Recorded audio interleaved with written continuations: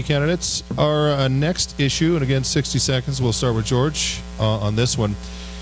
The parking meters downtown, they have gone up more than 100% in the last year. There has been a lot of complaints about that.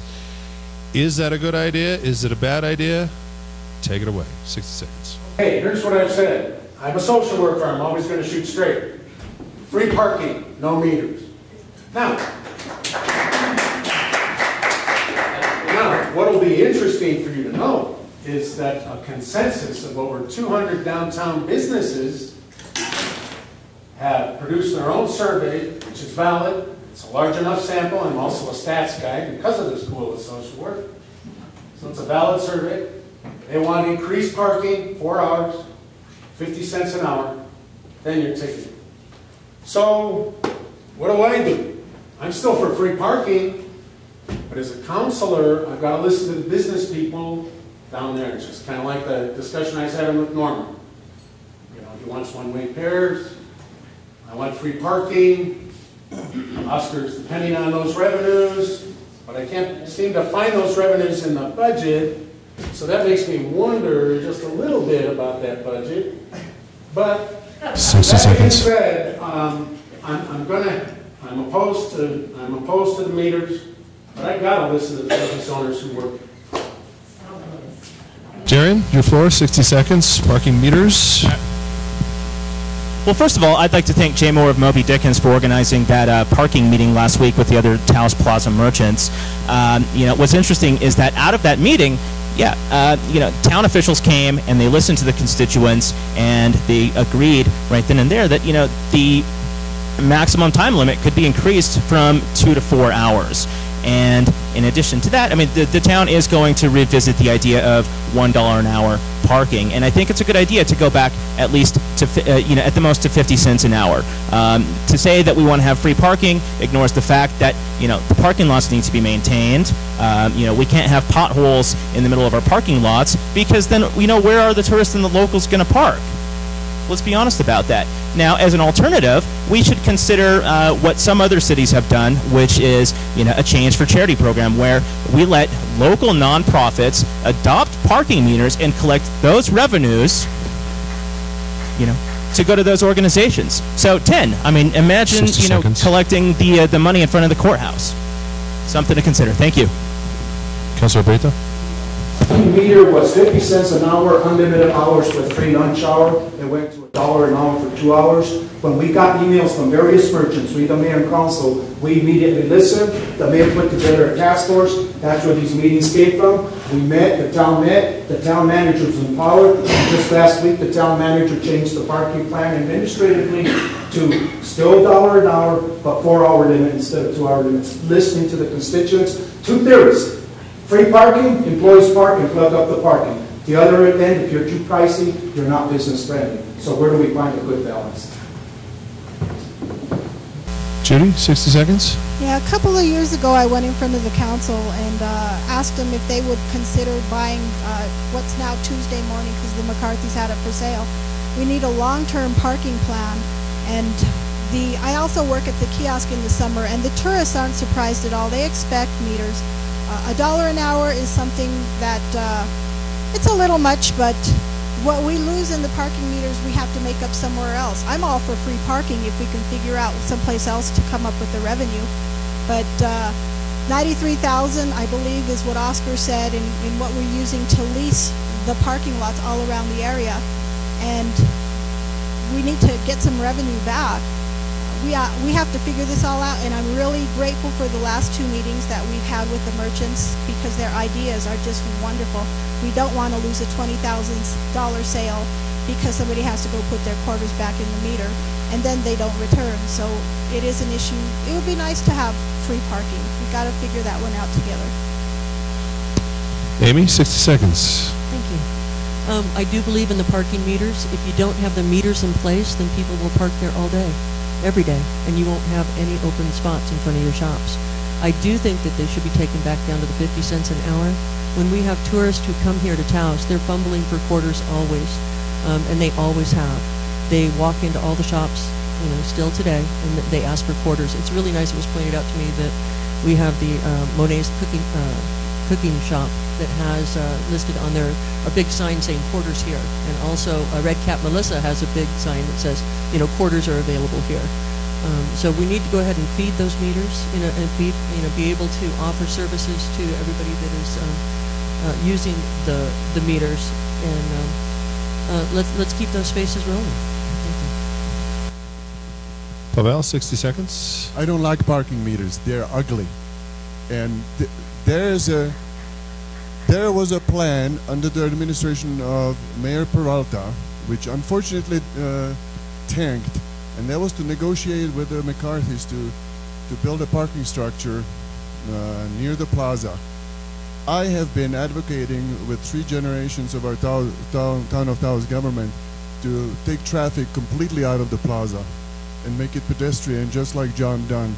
If you have ever been at 6 o'clock on the plaza, you'll see plastic bags floating through the plaza, dusty, no people, dead. You walk 300 yards away to John Dunn, and it's teeming with life. Merchants are open, displaying their wares. There is music going on. Sometimes there are bonfires. It's a completely different flavor. That's what we need to look at, is a long-term solution, not just what are we going to do with the parking meters today. Cut them down like Cool Hand Luke. George?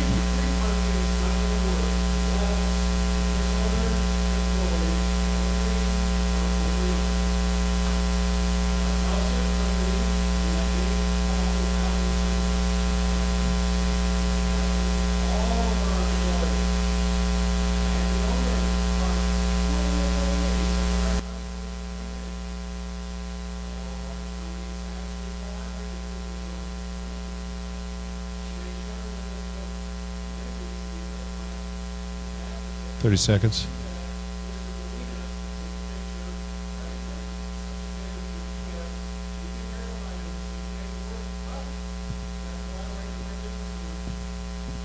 So yeah, parking meters can be ugly. Let's let our local artists paint the meters. It's a downtown beautification project. Think about it. People who have pride in the community can show their pride by adopting a parking meter, painting it, beautifying our community. And while we're at it, instead of figuring out how we can fit more cars downtown, let's figure out how we can make Taos more safe for the pedestrian and the bicyclist traveler, and let's improve our public safety, and let's improve our public transportation downtown so we can get 30 seconds. Safer in and out flow. Councilor Beta. Ladies and gentlemen, you just got a clear demonstration.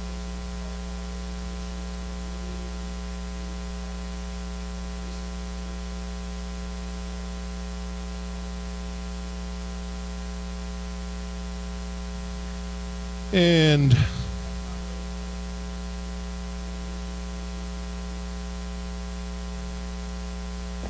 he's right. Please keep your comments to yourself. And Judy, you're next for 30 seconds. Need the microphone, please. We need a long-term parking plan so we don't have to be leasing these. It's just, it doesn't make any sense to be paying so much, but what we do lose in meter money, we're going to have to make up somewhere else. And we'll figure out where that area is, we can make it up. Free parking is something that is really attractive, and it's something to consider, or lowering the rate that we're charging and letting it go to 4 hours instead.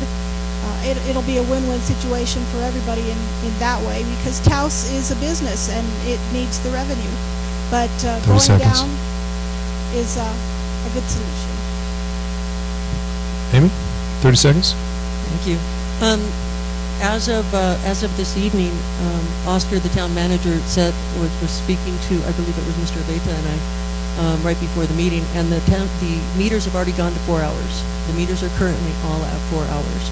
So now we just need to lower the rate to the 50 cents an hour. Thank you. Pavel, last word, 30 seconds. One thing that I left out, of course we have to collaborate with business people on the plaza and explore turning it into pedestrian. But picture the plaza with cafes, stables, music, action, painters, artists. And as far as the painting the meters, you know, I had a similar idea that I presented to Oscar, was to have a contest to paint police cars instead of these. Police. Police. How about having our artists and have a contest with designs for our police cars? What our community are we not? Creative use of the 30 seconds. All right. We move on to our next issue, and it's Darian's turn to speak first. We've talked a little bit about Darian, an example of a person who wants to come back to our town of Taos after having left for college or whatever, and coming back. It's a hard town to come back to. It's very expensive to live here. The housing is very expensive, and the wages are not great. The town or city, whatever you want to call it, our state capital, Santa Fe, has adopted a raised minimum wage. Do you think that's viable here in Taos? Yes or no? Absolutely, Patty Mac. In fact, it's the #1 issue on my campaign for city council. If you look at Santa Fe, they have a minimum wage of, I believe, $10.51 an hour, which is the second highest in the country, compared to San Francisco's, which is $10.55 an hour. And you know what? Business is booming in Santa Fe, and business is booming in San Francisco. And almost every serious study that's been done about a living wage shows that, in contrast to killing jobs, I mean, having a higher living wage actually allows people to go out more, to frequent shops downtown more, and let's do it in a way so it doesn't hurt the small business owner. Like I've said before, if you're Walmart and you're making billions of dollars a year in revenue, you can afford to pay a higher wage right away to your employees. If you're a small business owner, obviously to jump from, $8, $9 an hour to $10.50 an hour, it's going to be a stretch right away. So let's work on a graduated increase for you, the small business owner. 60 seconds. And thank you very much. I'm willing to entertain a living wage, but we've got to be sensitive to small businesses. Small businesses have to pay rent, have to pay insurance, they have to pay wages, and we don't need to create a minimum wage that puts them out of business and it has a counter effect. So if we're going to go down this road, we need input from all the small businesses, and we need to make sure we make the right decision. I've been an independent contractor for 10 years, the last 6 years as a Baker Realty, and let me tell you, it's very hard to make ends meet, and unless you've been there, you don't know. Jude, 60 seconds. $10 is good for a new minimum wage, and it's what people are expecting these days. Business may be booming in Santa Fe and it may be booming in Los Alamos, but it's not booming in Taos. It's something that can stabilize the economy, but right now our economy in Taos is really shaky. I don't know if the small businesses could even afford it, but places like Walmart or any of these corporate businesses, even Family Dollar or any of these small ones, Dollar General, are small chains, and they can afford a higher wage to pay to their employees. It's something that really needs to be considered. The federal government is going to be passing that for $10 an hour. We need to also check with the state to see if that's something that we can change here in New Mexico. Amy, 60 seconds. Thank you. I do not believe in enforcing a minimum wage, a living wage here in Taos, because it's going to hurt all of the small businesses. You can't make exceptions for Walmart versus a small business. If you make the ruling, it's going to affect all of our small businesses. Now, only 1% nationwide work for minimum wage. When my first job, I worked for $2.10 an hour. All of the small business owners that I know, they may hire somebody at minimum wage, but 3 months, 6 months down the road, they give them a raise. They keep their employees and they keep them happy. And the better the employees do, the more money the business owner makes, the more money the employee makes. So I don't think municipal government has any business telling a small business or any business what to pay your employees.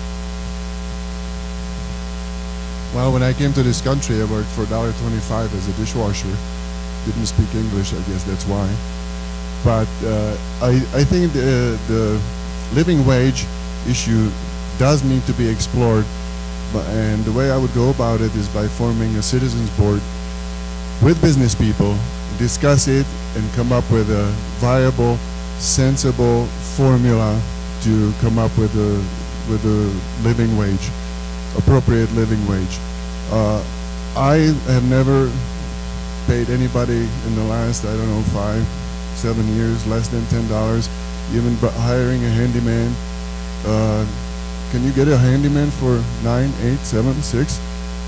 You can't. So that should be telling us something. So it needs to be explored. It cannot be shoved down the throat of many business people, because especially coming out of a recession, money is scarce and liquidity is scarcer. So, but it does need to be explored. George? Learned this in 2003 when we were fighting the Walmart, and here's the facts. In 2003, a living wage in towns was $15 an hour. Okay? So forget the $10 an hour stuff. That's silly. Now, 18. Now, I am a small businessman. Started 2. So I can answer this question. I have sat down with the numbers, the calculator, and figured out, okay, $18 an hour, how do we get our employees there? Here's what I need as a small entrepreneur.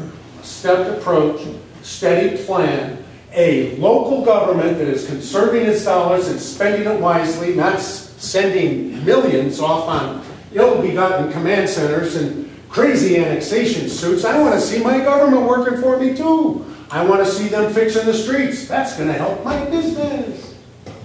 So, you want me to invest in employees? I want to do it. But I need help. I need streets that don't have potholes. I need street lights that work. I need constant repair. I need a government that's working for me, not making me fight it. Thanks. Darian, rebuttal or add on, 30 seconds, it's yours. If you want to talk about substance abuse, domestic violence, any of the other problems plaguing our community, you have to look at the root cause, and the root cause of all of that is poverty. So let's have the discussion. I'm not saying that we jump into a $2 raise for everyone right away. I'm saying, as Pavel said, we work with business owners on a plan that they can stomach, right? So we can continue to afford to live in Taos. I mean, how can we maintain the identity of our community if we can no longer afford to live here? Rudy? We need affordable housing. We need affordable groceries. We need affordable gasoline. A few years ago, when we voted on the Smith's gas station, 2-2, and I said yes to Smith's gas station. The other 2 councilors said no. Bobby Duran sitting in the audience said yes and wrote the tie. You now have gas 50 cents cheaper a gallon. That's what we need, affordability. Judy, 30 seconds. When the price of everything is just going up, except for minimum wage, it just doesn't work for anybody. And I also pay no less than $10 an hour when I have to hire maintenance people with my own business.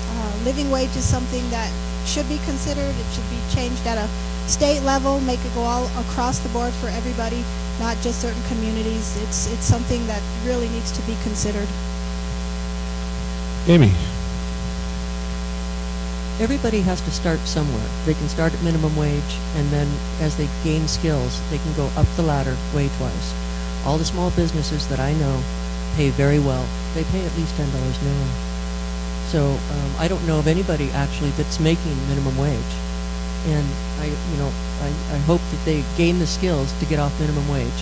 And as they age and as they mature and learn their jobs, they will get raises. Pavel? Darian's heart is in the right place. Poverty is the root cause of many ills in our society, and we can just look the other way. And this is one way we can deal with one segment of it, one faction. George, last word. It's not $10 an hour. So let's define that first. As an entrepreneur, I need a stepped-up approach. And I need a government who will do its job and take care of its streets. Thanks. All right, and the twin sister to that, and Rudy will start this round for us, is affordable housing. The county had a crack at it. There was corruption, and it kind of sunk that effort a little bit. What about the town? Can the town do anything about affordable housing? Can and the town has. In the Roosevelt era, the American dream was for every American to own a home. That's no longer a valid goal. Some people are going to own a home. Some people are going to rent a home forever. The town of Taos worked with Taos House, and there's 24 units going up next to the high school.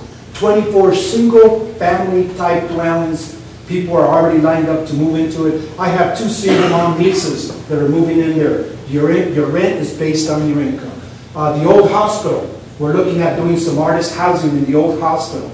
Go down Goosthorpe Road. There were 6 units on Goosthorpe Road that were dilapidated. Under the state program, those 6 units just got refurbished, and the town is enabling small businesses and larger businesses to be able to bring you affordable housing.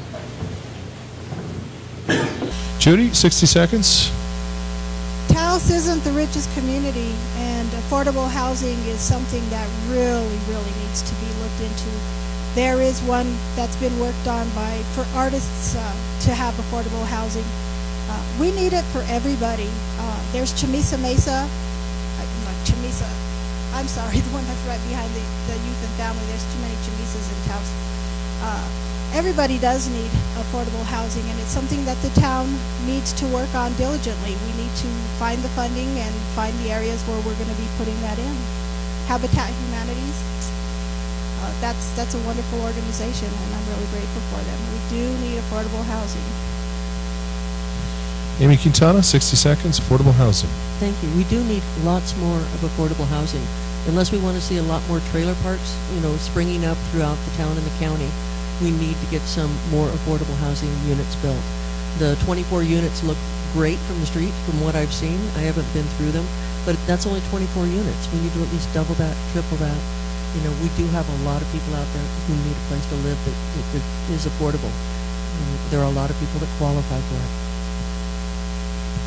Pavel. Affordable housing, what is it?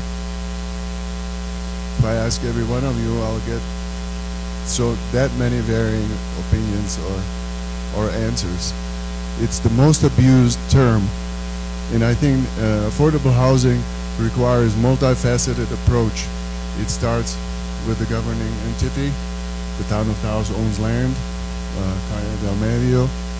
It starts with the utility companies that can participate and discount the utility hookups, and it has a lot to do also with our UDC, Land Use Development Code, where we can zone lands for high density wherever the infrastructure is existing, and then that lowers the cost of the land substantially. Now with participation of the town, with the participation of the utility companies and New Mexico Finance Authority, now we got some elements that we can work with. But again, it does require focused effort, not just lip service. And throughout the years in Taos, I've heard a lot of lip service or failed projects. The last one seems good. George, 60 seconds.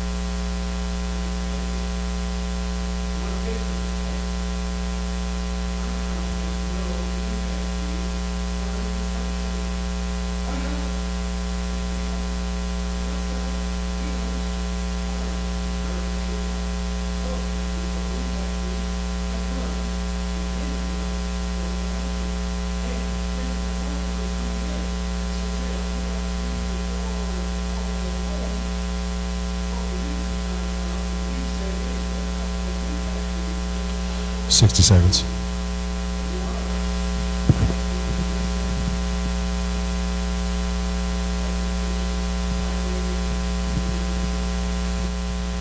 Darian, 60 seconds. Any realtor or contractor will tell you right off the bat that construction is down in towns, and before we start talking about impact fees, which are going to negatively hurt the small business realtor and the small business contractor, let's talk about planning. Where are we going to put these affordable housing units? This is an area where the town, can put pressure on the county to actually enact, a smart land use property, so we can figure out where these affordable units are going to be, and then we have the discussion of how we're going to pay for them. But let's not put the cart before the horse here and start charging a fee before we even know where we're going to put up a property. Thank you. Okay, rebuttal or addition. Rudy, you've got 30 seconds. In the last 5 or 6 years, there was hardly any construction. Now, if you drive around town, Goosthorpe Road, Zia Street, you're starting to see infill. That housing is starting to occur. To slap impact fees now will wipe it out, so we got to be really careful. Judy, 30 seconds, rebuttal or addition. Just that affordable housing is something in a community like Taos that we need desperately, and it can't just be for artists, it has to be for everybody. And there's a huge need here, and affordable housing is something we absolutely need to do. Amy, 30 seconds, rebuttal or addition. Thank you. Affordable housing also needs to be on one of our major bus lines, because a lot of these single mothers don't have transportation or not reliable transportation. So I know that the town of Taos owns property around the Youth and Family Center, and there has been talk of going ahead and putting up affordable units there and increasing the density and making it totally affordable. Pavel. Again, this is a tall order, affordable housing, and that's why we need people in our government that can take the bull by the horns and move it forward, not just talk about it and pay lip service. I have a track record of solving problems, moving forward, building things in Taos, and my expertise lends itself really well to solving even this problem. It is a big problem.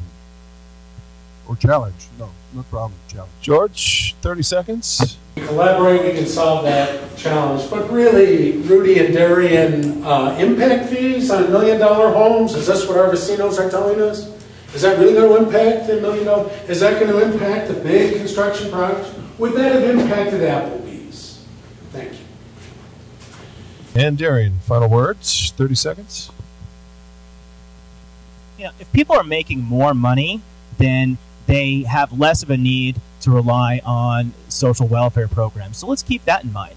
At the end of the day, affordable housing is a symptom, not a cause, and it's a symptom of poverty. So if we can take concrete steps to address the poverty in this community, not just by talking about a living wage, but enacting one, and also, going back to our traditional sustainable roots of growing as much of our own food as possible, raising as much of our own, meat for production as possible. That also plays back into not just the traditions and culture of our community, but the future of our community, and it's affordable. Keep that microphone. My final question, and you only have 30 seconds to answer this one before I'll turn it over to Jason. Say it's March the 5th. You wake up and you've been elected to the Town of Taos Council. Who would you like to see who's sitting on the floor joining the Town Council with you, and why?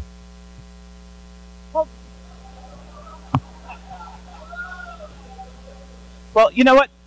You can tell a lot about a candidate, the character of a candidate, by the people that are supporting them and by the type of campaign that they're running. And if you look at some of the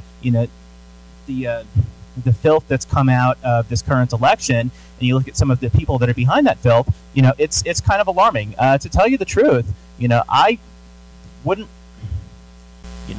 I obviously vote for me, but I think Pavel has some very strong ideas, and he's run a very positive campaign. But also, Rudy here has been a voice of reason, and those would be my two choices. George, congratulations. You just won. Who would you like to see joining the Town Council with you? Judy Cantu and Dan Baroni. Okay. Pavel Lucas, you've just won. Congratulations. Who would you like to see on this floor with you taking the oath of office? First, I would like to say I can work with anyone. I love Darian's youthful energy. I love Darian's youthful energy. Rudy brings a lot of experience, and I like Amy.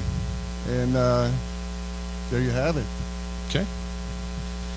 Amy, congratulations. You're back on the town council. Who's serving with you in your perfect scenario? You know, I'm going to be so surprised with who gets elected this time around, because everybody here has worked a positive campaign. You know, they have worked hard, they've knocked on doors, and they've asked all the questions.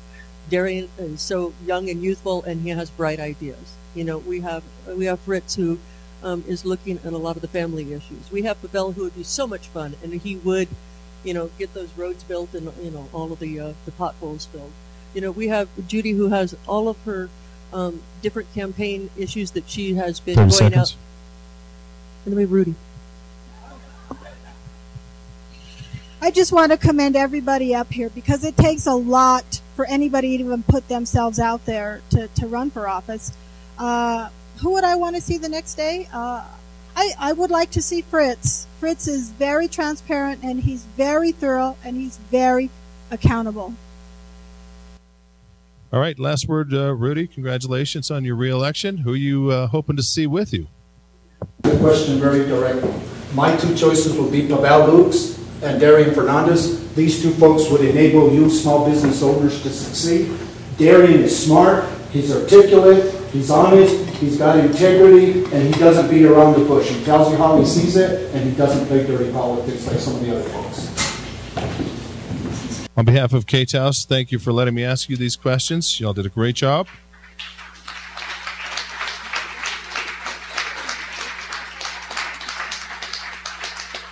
And now it is my great pleasure to turn over tonight's program from the Taos Entrepreneurial Network, Mr. Jason Pfeiffer. Jason.